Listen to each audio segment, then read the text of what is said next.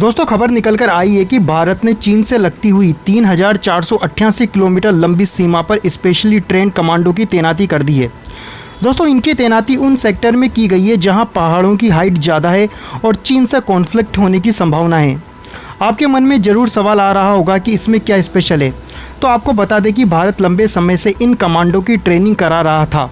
पहाड़ी गोरिल्ला युद्ध के मद्देनज़र भारत को पहले से ही पता था कि चाइना के साथ कभी भी कॉन्फ्लिक्ट हो सकता है। दोस्तों इन कमांडो को भारतीय आर्मी की माउंटिंग डिवीज़न से चुना गया था। इनको स्पेशली ट्रेनिंग दी जाती है जिसमें ये ऊंचे ऊंचे पर्वतों, यहाँ तक कि सीधी ढलान वाले पर्वतों पर भी आसानी से काफ़ी मात्रा में वजन लेकर चढ़ जाते हैं। दोस्तों आप इनकी काबिलियत का अंदाज़ा इस बात से लगा सकते हैं कि चाइना के सरकारी अखबार ग्लोबल टाइम्स में एक आर्टिकल छपा था जिसमें यह बताया गया था कि इंडिया की माउंटिंग गोरिल्ला फाइट में चाइना कहीं भी नहीं टिक पाएगा, क्योंकि चाइना के सैनिकों की पहाड़ी क्षेत्रों में लड़ाई का उतनी ट्रेनिंग नहीं है जितनी इंडियंस की है। दोस्तों इसका एक सीधा सा कारण ये भी है क्योंकि लद्दाख का भारत का एरिया पर्वतों से घिरा है, वहीं चाइना साइड समतल तिब्बत के पठारी भाग से। चाइना साइड पहाड़ों की उतनी ऊंचाई नहीं है जितनी इंडियन साइड की है। दोस्तों भारतीय विदेश मंत्री एस जयशंकर मंगलवार के दिन रशिया व चाइना के विदेश मंत्रियों के साथ त्रिपक्षीय वार्ता करेंगे।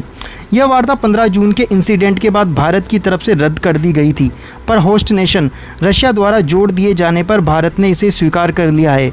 दोस्तों ये मीटिंग वीडियो कॉन्फ्रेंसिंग के जरिए होगी। यहाँ ये बात खास है कि भारत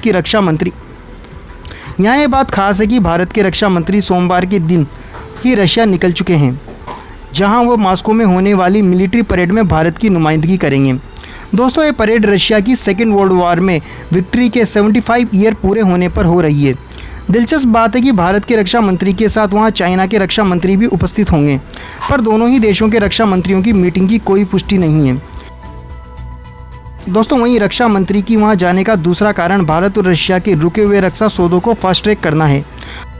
वह S-400 डील को आगे बढ़ाना वह सबमरीन से रिलेटेड समझौते अहम होंगे। दोस्तों हमारी अगली खबर चाइना और जापान को लेकर है। चाइना भारत ही नहीं साउथ चाइना सी में अपना अधिकार बढ़ाने के मद्देनज़र जापान और ताइवान के साथ जो उसके डिस्प्यूटेड एरिया हैं उन पर भी अधिकार जताते हुए एग्रेसिव हो रहा है। इसी के कारण जापान ने चाइना की तरफ की लगती हुई अपनी सीमा पर मिसाइल लॉन्चर तैनात कर दिए हैं जिनका फेस चाइना की तरफ है। इतना ही नहीं, जापान ने अपनी एयरफोर्स को नए फाइटर्स प्लेन खरीदने की रिक्वायरमेंट को भी पास कर दिया है।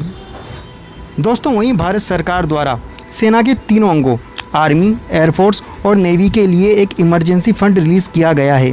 दोस्तों इस इमरजेंसी फंड के तहत भारतीय आर्मी, नेवी या एयरफोर्स 500 करोड़ रुपए तक के किसी भी प्रकार के हथियार और अम्यूनिशन सीधे खरीद सकेंगे।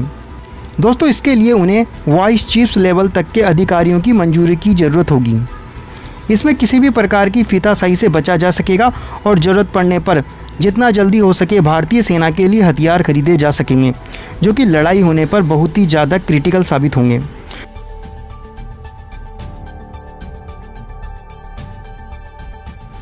दोस्तों अगर आपको ये वीडियो पसंद आया तो प्लीज़ लाइक करें और चैनल को सब्सक्राइब करें। जय हिंद, जय भारत।